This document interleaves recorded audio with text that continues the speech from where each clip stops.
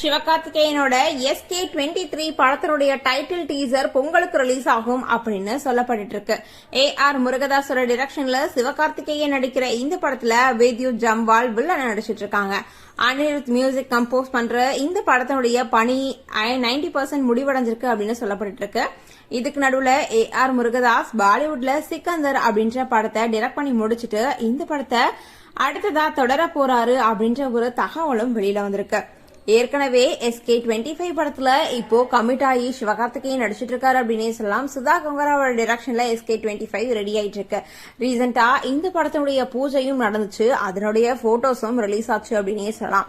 இதுல வந்துட்டு ஜெயம் ரவி சிவகார்த்திகேயனுக்கு வில்லனா நடிக்க போறாரு அப்படின்ற ஒரு அனௌன்ஸ்மெண்ட்டும் வந்துச்சு. பட் SK23 எந்த மாதிரி இருக்கும், என்ன டைட்டில் அப்படின்னு சொல்லிட்டு இப்போ சிவகார்த்திகேயனோட ஃபேன்ஸ் எல்லாருமே வெயிட் பண்ணிட்டு இருக்காங்க அப்படின்னே சொல்லலாம். அமரன் படத்துக்கு அப்புறமா சிவகார்த்திகேயனோட மார்க்கெட் கொஞ்சம் அதிகமாயிருச்சு அப்படின்னு தான் சொல்லணும். Amaran movie super duper hit ஆயிடுச்சு இருக்கு அப்படின்னே சொல்லலாம்.